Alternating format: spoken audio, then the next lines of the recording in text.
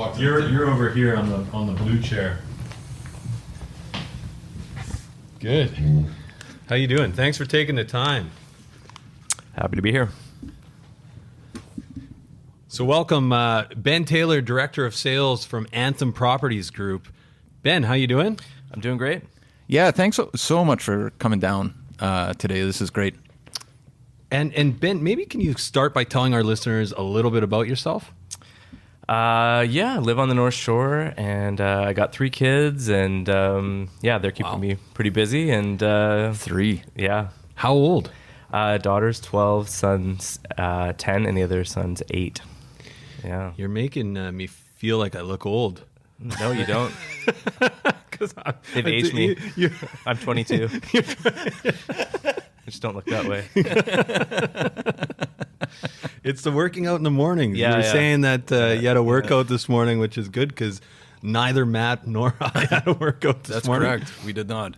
And the other maybe little known fact about you, Ben, is if you could sort of press pause on this life, I was reading your bio, you'd be a busker in New York City. Is that correct? Yeah, I've always liked playing music and playing guitar and stuff like that. So, Wow. yeah, I think that'd be like a fun, crazy life. And yeah. Secrets ears perk up a Were bit. you in a band growing up? Yeah, like in high school bands and stuff like that. And I actually got to tour across Canada with a girl who lived on the North Shore, and she put a band together. She put a kind of a Jack Johnson kind of surfy album and bought a yellow school bus, and we painted it baby blue and went all the way out to Quebec City and back. It was a fun. When was this? This might have been around our puka shell phase. That was Matt's dreadlock phase. Yeah. Early 20s. Yeah, early 20s. They said, hey, we're gonna do it this fall. Do you want to just go across and What hit kind of van? cafes? It was a full school bus. Oh, And, like yellow, bought it, Like, diesel. Like we all drove it. It was stick. Wow. Yeah. It's like the Ken Kesey. Days. The electric Kool-Aid acid test. Yeah, I bought got to Calgary and was like, this is boring. Let's paint this thing baby blue, and bought like a 5-gallon thing of paint and painted the whole thing because she wanted it baby blue. It's like, surfy Wow. kind of. Matt actually had a VW bus when he was a kid. And was that the Shaggin' Wagon? No, it wasn't. The Scooby Mobile. Yeah, exactly. Yeah. But Well, wait. let's flesh Real this estate. out. Yeah. Well, no, but also let's flesh out the. So you're driving across in a school bus. Yeah. Now you're the director of sales at one of the largest development companies in the Lower Mainland. Can you tell us Makes a little sense, bit right? about totally how you got from A to B? Yeah, for sure. So I got back, and I'd kind of in between. I had a little landscaping company, and I was doing business school, and I had a couple of buddies, and they seemed like they had Blackberries and Mac laptops. It was cool, and they were always like, "Hey, we got to get together. I got to fly to a photo shoot in Hawaii or Vegas or something they were doing rec property." And I was like, "Wow, this looks pretty cool." They're like, and I was working out of a dirty truck and thinking, this doesn't look the best to me. So, yeah, I think a friend of mine said, "Hey, I got a starting gig at Polygon, which was a big developer, and said, it's a starting role in marketing, but if you want to get your foot in the door and prove yourself." And I hung up the old landscape stuff and joined that and got to work. Yeah, and just stayed with it for quite a while. It was good. It was a good learning lesson. That place is an MBA. It's they crank out real estate. Yeah, big no time. kidding. Yeah. I often think like if I could go back and do it again, starting out at a major developer and just watching kind of how the sausage is made. Yeah, and actually participating in it would be It's a Swiss watch.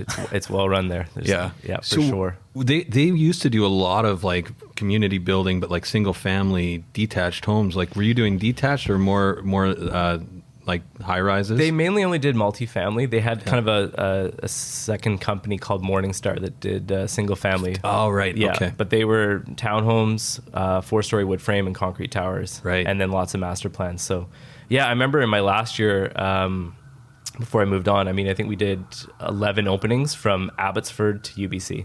So it was every weekend we were opening a new project, a tower at UBC, and everything in between. So in what every year? community. What year would have that when you started with Polygon? I was 2006. 2006. Yeah. Wow. So the market was rolling pretty well. Yeah. And then I lucked out and survived the downturn. And they said, we don't have anything in marketing for you, but we think you're good with people. So we're going to see how you do in sales management. So that worked out well for me. And survived that kind of era. And then you moved on from Polygon to Anthem? To Rennie. So I went to Rennie Marketing. And I wanted to be in something that was, everything felt a lot at the time. Rennie was another company that was doing a ton. And just to see the other side, like what it's like, with marketers and how they do things. And I just got to see how 10 different developers, Polygon was a very certain way. And I thought this is a good opportunity to see how 10 different developers operate, where do their motivations lie, right? Yeah, so it's great. Yeah. Can you walk us through a day in the life of a director of sales at a development company? Yeah, I mean, I think with Anthem, it's the design is very integrated. So the project meetings are very integrated. Our owner Eric Carlson, he talks about it being a matrix system, and so it's not kind of one at the top, kind of dictating the orders and marching orders and go. It's very collaborative. So. Typically, I've got some project meetings Tuesday, Wednesday. That's kind of when they run with consultants and whatnot. Monday is kind of checking on the team, the weekend, what we've done kind of deals-wise. That's where a lot of our stuff happens. And so, people side is kind of Mondays, Tuesday, Wednesdays projects. Thursdays kind of checking on the team. Friday is kind of clean up and getting set up for the next weekend. So, yeah. Right on. And so, just so I'm clear on terms of how long you've been at Anthem? It sounds like it's a more recent kind of... Yeah, it's about a year and a half. Yeah, so it's good. It's been a good, I think I call it kind of the Goldilocks. I wanted it.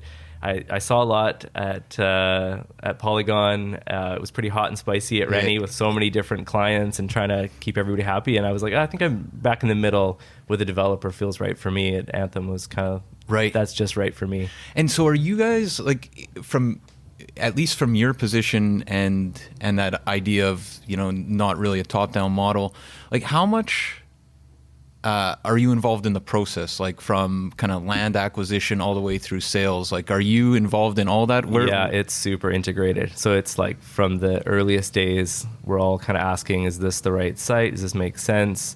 There's a very rigorous process for how we kind of do the acquisition. Does everybody agree and are we all committed to doing this? Do we all agree with like what the form's going to be, how it's all going to be done? I mean, a ton of due diligence before we pull the trigger for sure. It's definitely not and I've seen other ways where it's kind of, the owner or the top one or two people kind of make the call and it's kind of hands you something and says, okay, this is what we want. Can you make it happen? So it's nice that side because you feel like your hands are in it the whole way.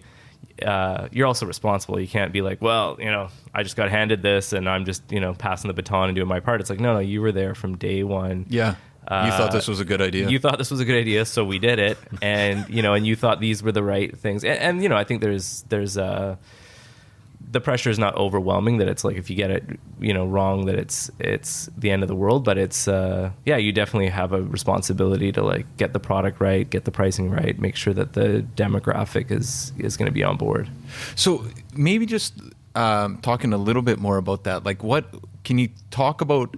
Because like, our show, we have a lot of kind of mom and pop investors who are looking at, one bed condos downtown, trying to run numbers and thinking, is this a good buy? Mm-hmm. What does the long term look like? Can you just kind of let us behind the curtain a little bit? Like, what do those conversations look like when you're looking at a parcel of land and you're like, okay, does this neighborhood make sense? Running numbers, like, what does that look like? Yeah, totally. I think for us, I think our day-to-day is price per square foot. We talk in that a lot, but what we realize is that our buyers, especially the kind of small-time investors, it's door price, right? So we've really had to look at sizing because they go, what can I get for a one-bedroom at this door price? And there's kind of a ceiling. And I think that's what we notice the most, too, when we're selling, is there's sort of these ceilings for investors where I can't go above $500,000, or right. I'm not going to go past $650,000. That's my limit.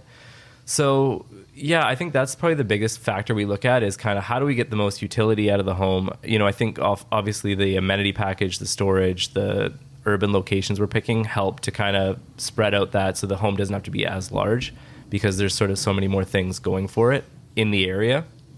But yeah, I think the big factor really is we look at price and then just the overall, what is that buyer expecting on a like spec level? What are they expecting kind of to meet their expectations?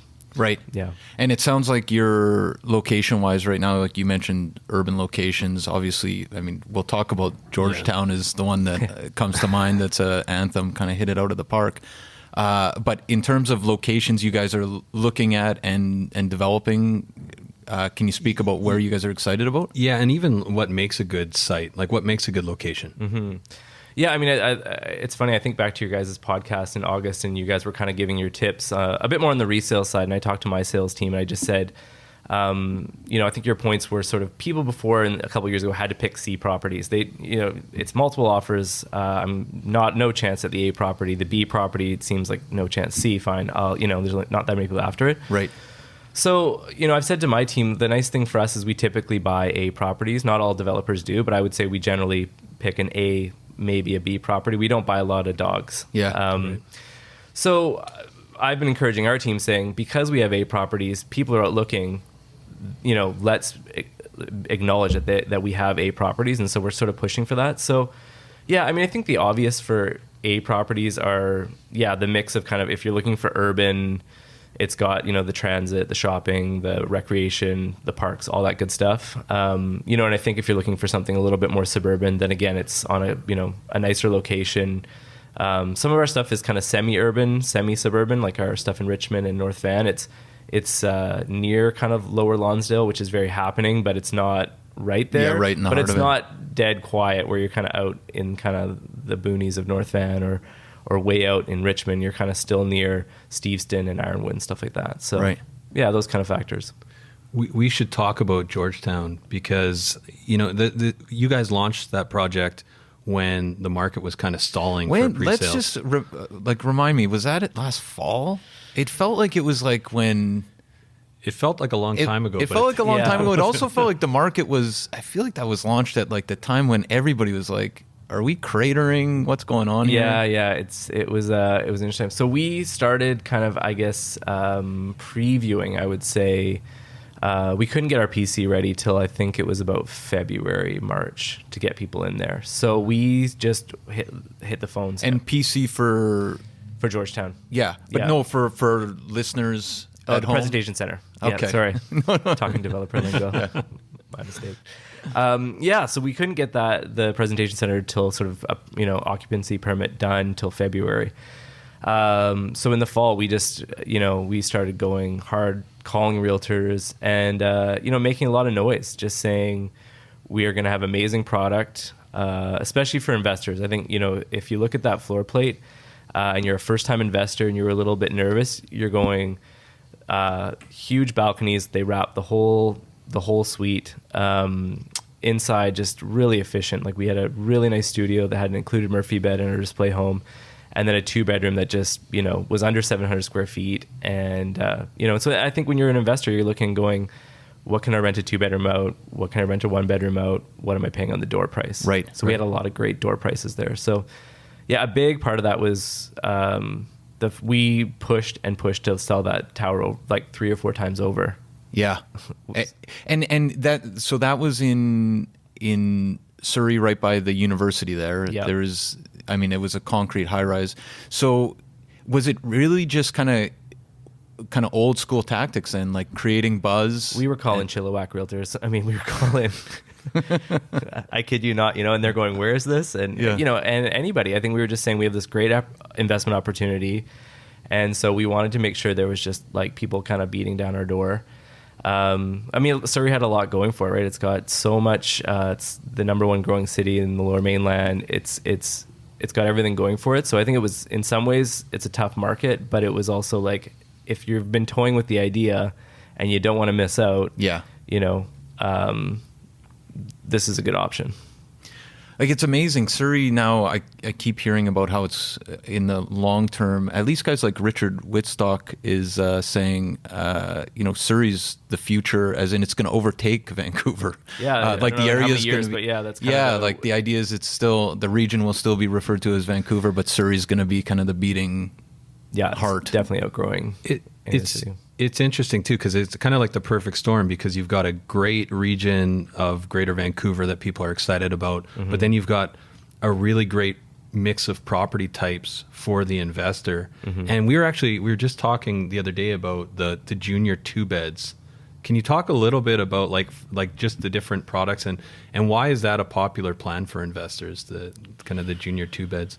Yeah, I mean, one thing I should also mention is, it was competitive too, right? But we lucked out that we were kind of size-wise, we had these junior, smaller sizes. Right. And the companies, and then we were a center ice, I would say. We're right by the SkyTrain station, the university. So we had location on our side. Right. And then sizing. So there was other quality developers that were in the area. Yeah. But when if you're an investor going, my tenant's going to need to be on transit. They want to be able to walk to the SkyTrain station, then go to work or go to school.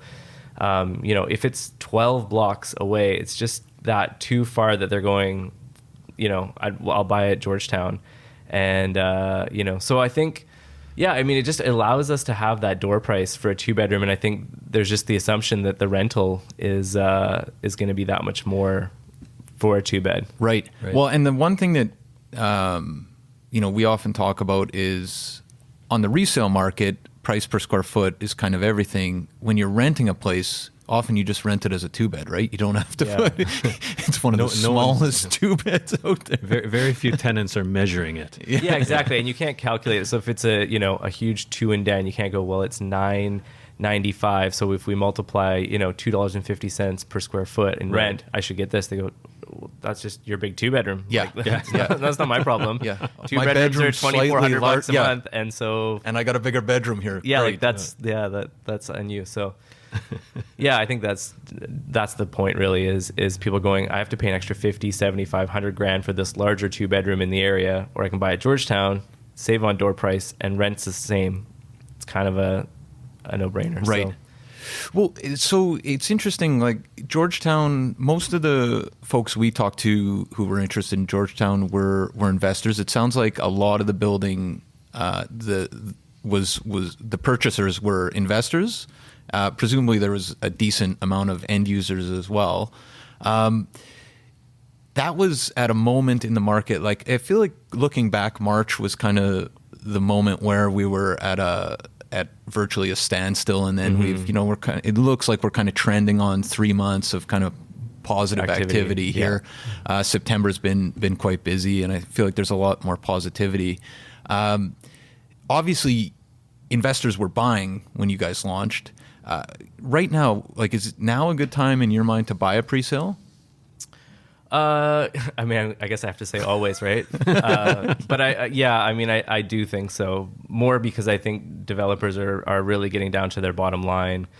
It's a buyer's market. Yeah. So to me, it's like if you want to get into the investor game, you want to buy when, there's not a lot of developers that are going. I think we're one of the few that a lot of are hitting pause, right? Yeah. They're going. And you guys are powering through. Yeah, I think our owner is just in the mindset of like, we power through. So, I do. I mean, when I talk to other realtors that I know that are active, they're kind of like, I'm out, kind of hunting myself now, because I go, there's deals to be had. And kind of that thinking again, back to what you guys are saying, like you can go out and get an A or B property now at a great price where you were competing. I mean, the days of reservations, unit reservation sheets are long gone.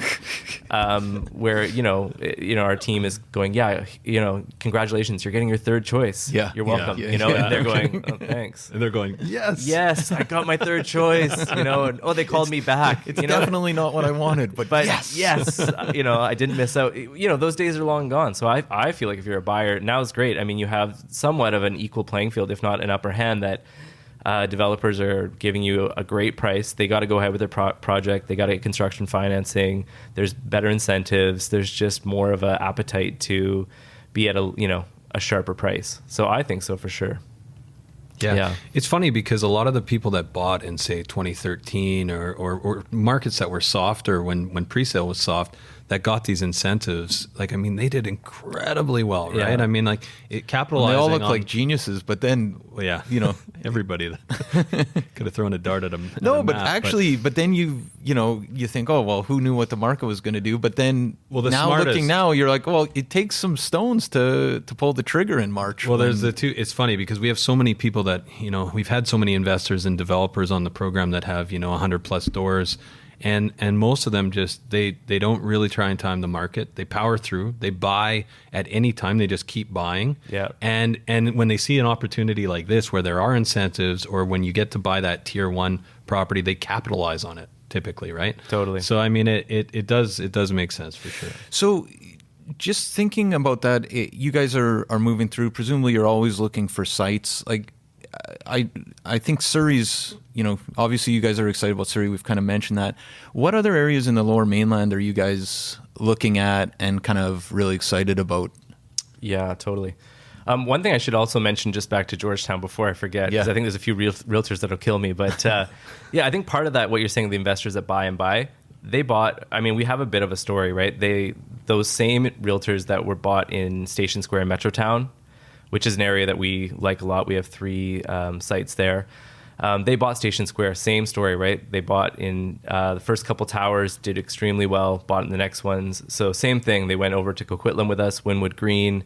They've done quite well. So I think that too kind of speaks to Georgetown. So I want to make sure I get that plug in is that we definitely, not only did our site was good and we were calling like crazy, we also had a ton of realtors that had long-term relationships with us that told their investor clients, it's the same builder, you've always done well, whatever the market's doing, it doesn't matter, they always give us the best price and you should go. So that's a bit of where our confidence, I think, comes from, is we got a bunch of towers coming in the low heat area, a project called SoCo. So we're just kind of working away on that. It's right kind of opposite of the city of Lougheed, kitty corner. So we like that area, up that whole kind of corridor, up North Road in Burquitlam, and then big still on Metrotown. I think we've done Station Square. It's been a legacy project. It's gone really well. So I think we've continued to kind of buy in those areas, those 2 areas for sure. And then as well around Georgetown, I mean, there's a bunch more that we have to do right in that area. We have kind of own the Toys R Us site there, and then Georgetown itself is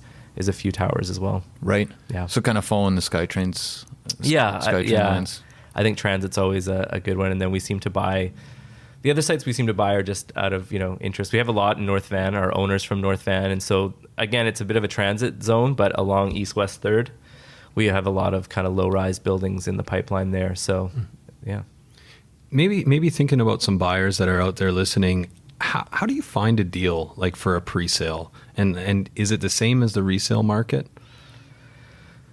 Yeah, I mean, that's a good question. I think resale to me is very individual. I mean, every property, I mean, you guys know what it's like. You're realtors, right. You know what it's like to take clients out, and, they go, is this apples to apples? And they're totally different. One's, a duplex and the other's a townhome, and they're in different locations. And you're like, well, these, this is this, and this is single family. It doesn't have, maintenance fees, but this, so yeah, I think resale is a lot trickier. I think with pre-sale or with new buys, it's easier because you can look at more of the product and what you're getting and looking at. So I would say pre-sale is a lot easier to navigate.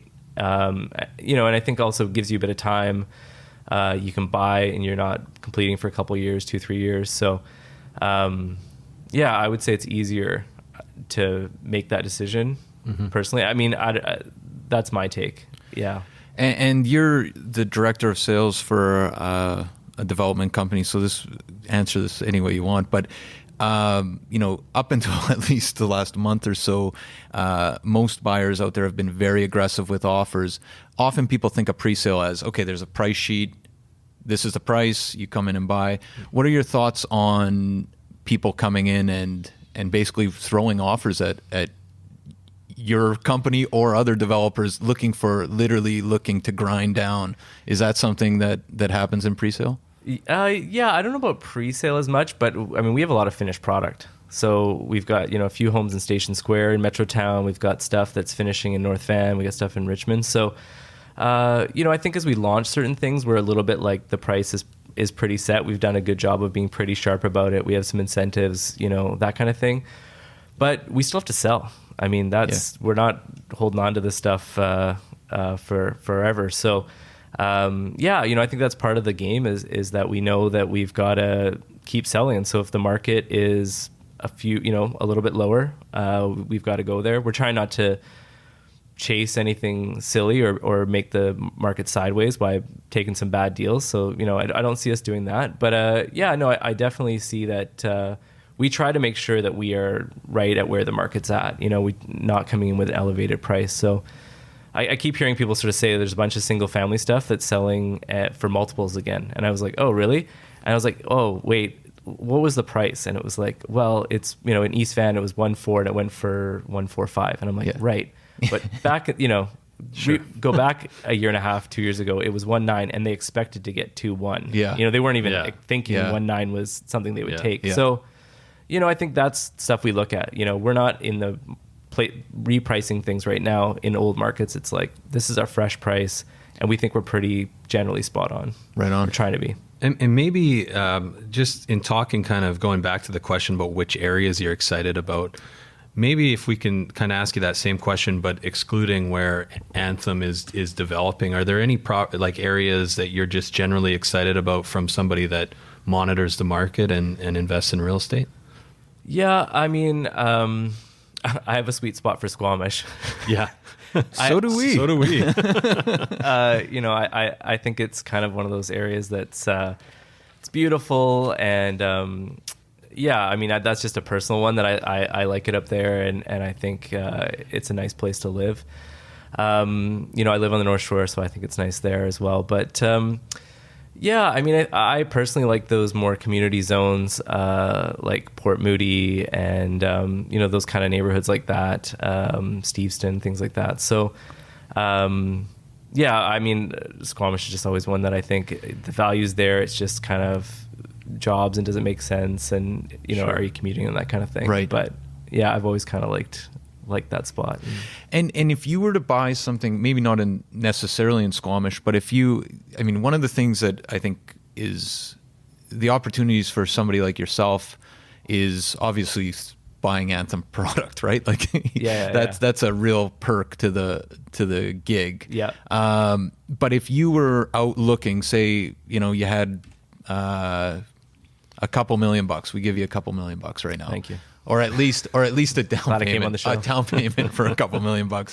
What property type? Like what would you be really excited? Would you head to Squamish and where would you go and what type of property would you be looking for as an investment property? Yeah, I would buy a concrete condo at our next project, Silco. Yeah, I don't even have to think about it. Yeah, Really? I like those other sites, but to me, it's like, I think it's hard to beat something that's kind of a sure. You're generally going to make some money on appreciation because we price things pretty sharp. The market will kind of keep going up. Guaranteed to find renters, all that kind of stuff. I like Squamish, but I don't get up there that often.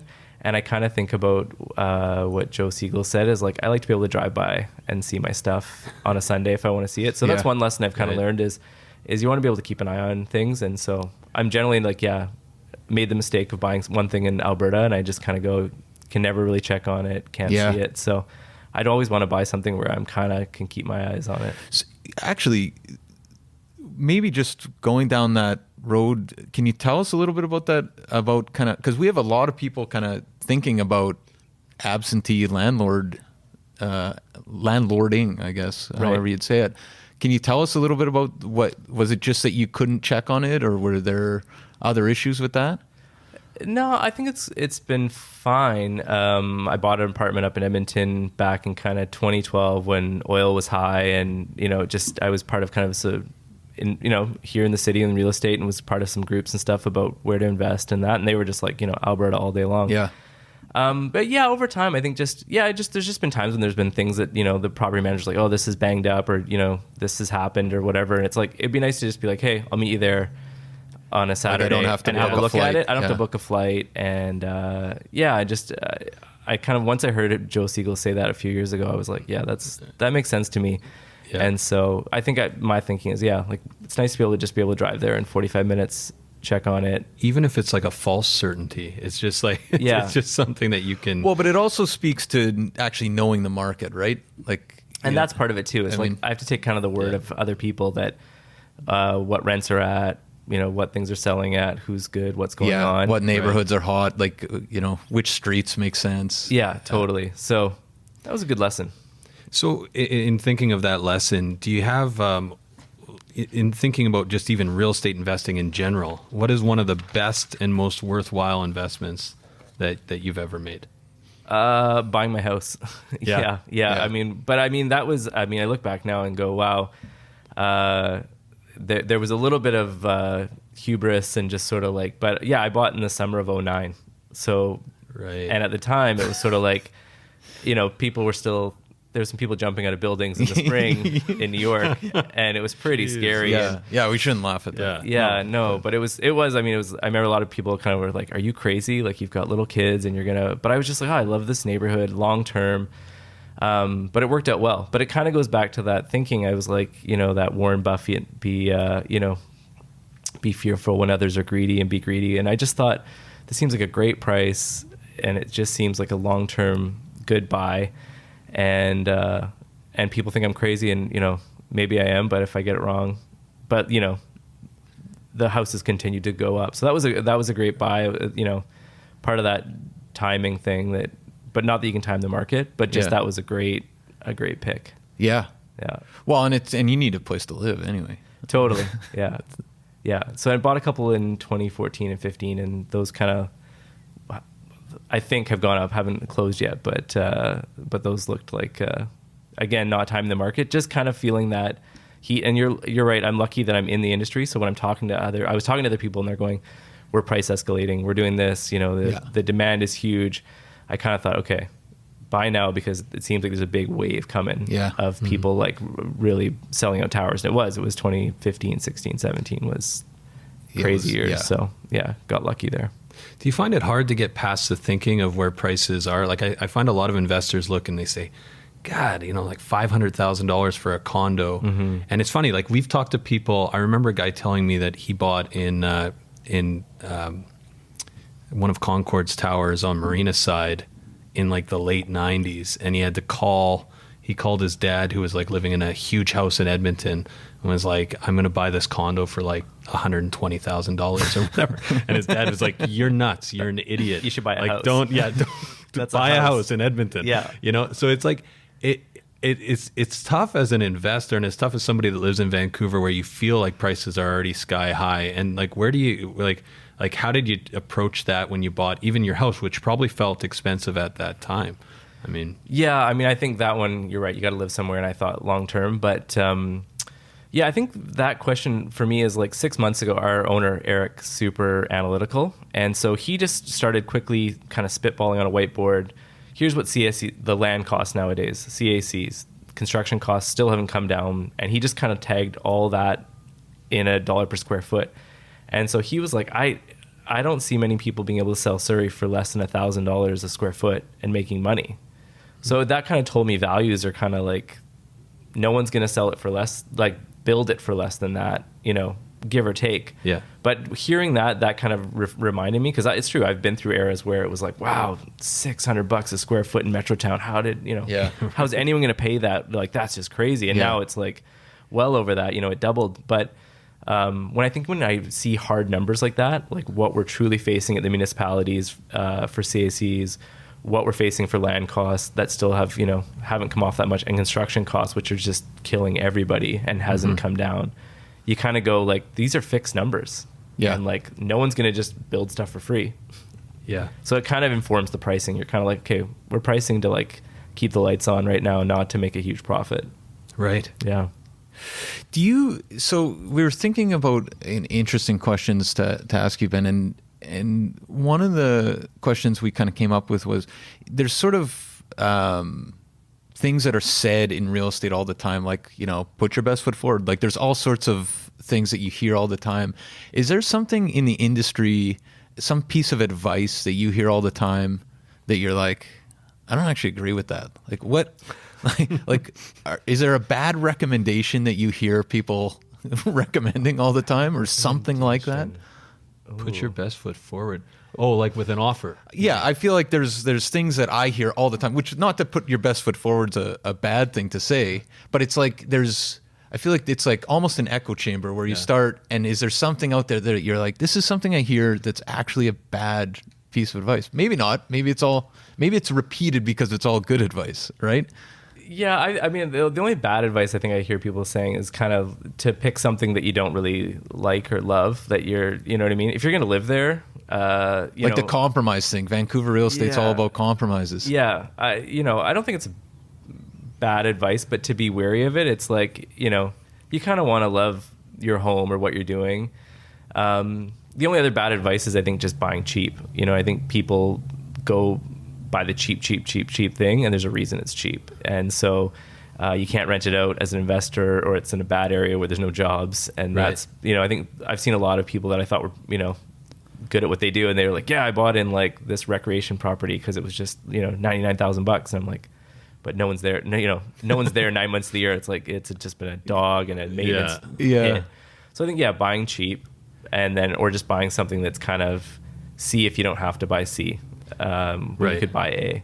Well, it's funny because a lot of the best investors that we know, they'll buy something only if they would live in it themselves, right? Like only if they're like, and sometimes maybe because you might have to live in it if everything goes wrong. Yeah, totally. But also because really, like, they know that if I like it and I can live in it, somebody else will feel the same way, right? Typically. Yeah. Yeah. I think even the thought of just owning it forever. I always thought about, going forward, I'm like, would I want to own this forever? Like, this is just a great property with all the right kind of things. That definitely informs the decision for sure. As opposed to like, this is just a short-term flip. I would never live here. I think the specs, no good, and the developer has a bad name. It's like, but it's cheap. That is terrible. Yeah. Short-sighted, you're going to there's a good chance you get burned.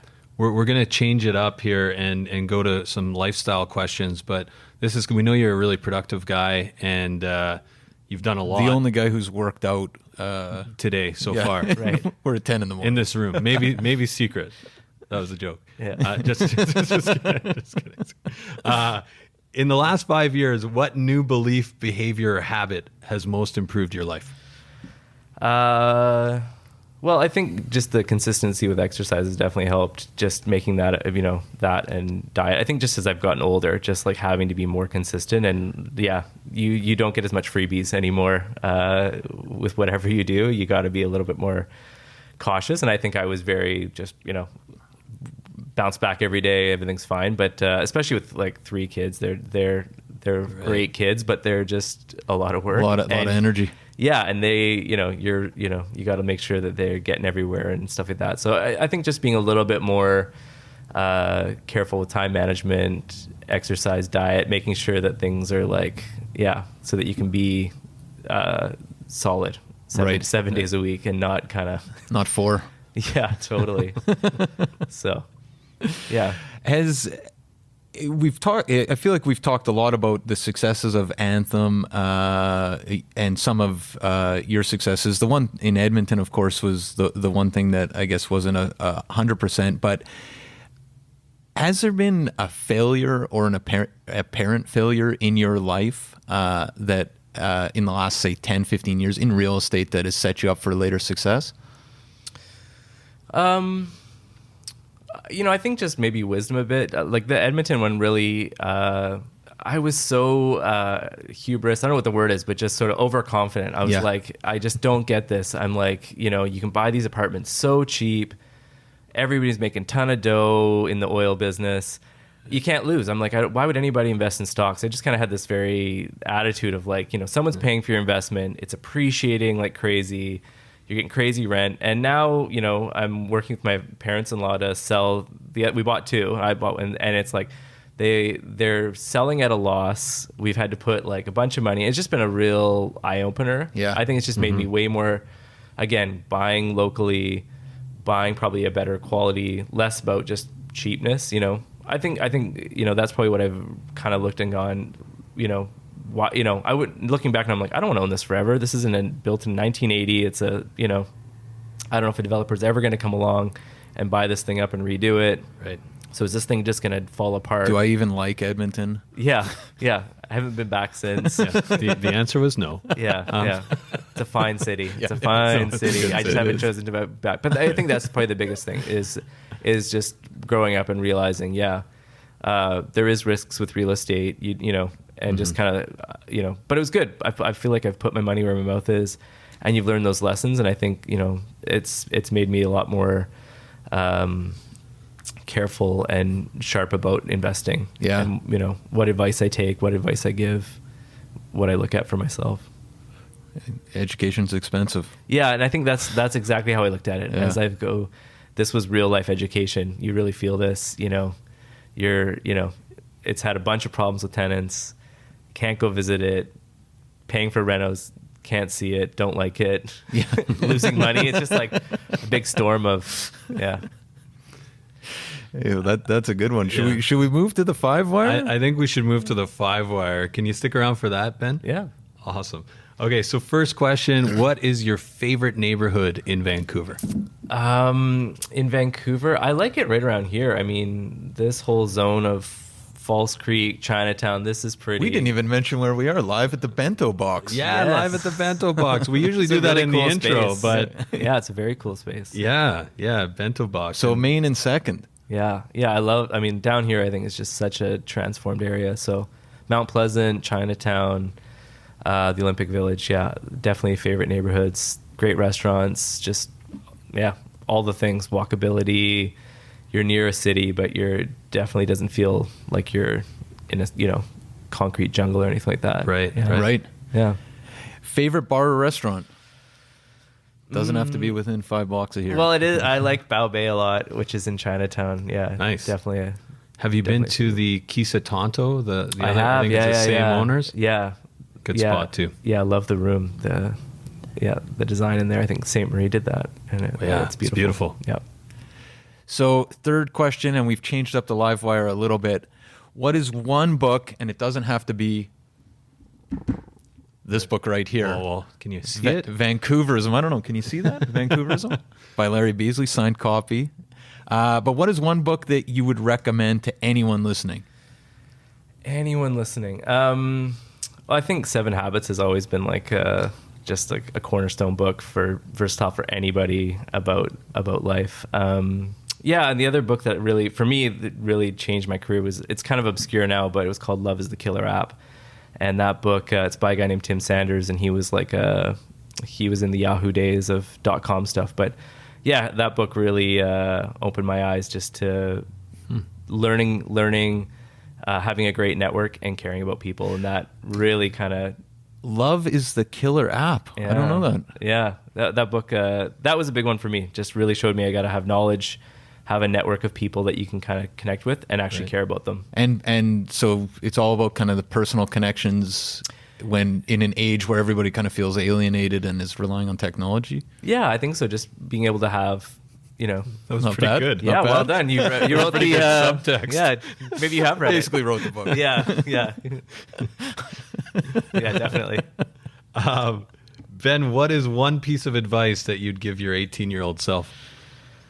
Yeah, that's I think at the time I was wide-eyed and wondering what to do, but Get on the bus, Ben. yeah, That's a throwback to the band. Fewer weeks on that school bus. yeah, No, probably more. Actually, yeah. looking back, I wish I would have rode a school bus. yeah. You kind of did. Yeah. Actually true. Yeah, I don't know what I would tell myself. I think everything's going to be okay. Just don't worry too much about getting it right or wrong. You'll figure it out as you go along, and don't stress too much about reading all the books or having all the right answers right away. I think young people put so much pressure on themselves to get it right early on, but it's more about just evolving. Yeah. Enjoying the school bus ride. Yeah. I'm glad I did those things. Get on the school bus. Get on the bus. Get on the bus. I think we got the flex title. year, right? Yeah. The flex year. You need the flex year. Yeah, Yeah, totally. the Flex year, Flex 5. Yeah. Last question for the 5-wire. What is something that you have bought in the last year or two for under $500 that has changed your life? AirPods. And it's so funny. I resisted them. I thought they were so dumb. My daughter has them. She's like, they're amazing. I was like, and then it was like coming up to my birthday, and I was like, nah, I don't want these. And now I use them every day, all the time. I'm like biking back and home from work, there and back. Used to have wires and stuff. Yeah. Can listen to music, podcasts, take a phone call, get home, making dinner, whatever, doing laundry, yard work, whatever it is. You probably have your AirPods on under. Yeah, totally. Yeah. I'm on a call right now. But yeah, I just in my office and whatever, just hands free to be able to do phone calls and whatever. I've just found them. Yeah, I couldn't believe how much I resisted and how much I was like. Yeah. But also how like I think we're both. You're actually a late adopter. I'm a late adopter, and I don't use them as adopter.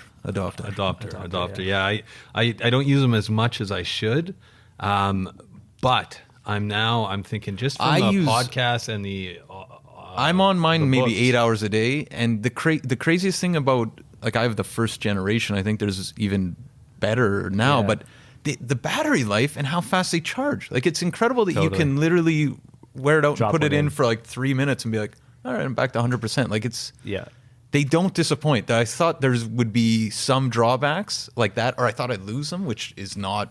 Yeah, like, you got to find your anyway. Yeah, they've definitely been a game changer. I'm just like, I can't believe that I went so against them to like I couldn't live without them. Yeah, it's just like Apple. Right on. Well, maybe we should end with how can people find out more about what you guys are doing over at Anthem Properties? Website, obviously, anthemproperties.com, and I'm there. I don't know if you hope you want my email, but you got your Instagram handle. No, maybe Anthem Properties Group. Yeah, totally. At Anthem Properties Group. Yeah, they can find me there. Excellent. And well, thanks for taking the time. Yeah, thanks so much. That was a great conversation. Great to be here, guys. Thanks so much. All right. 5, 4, 3, 2, and 1. Oh man, that was great. Thanks, guys. Yeah, thanks. That was awesome. All right.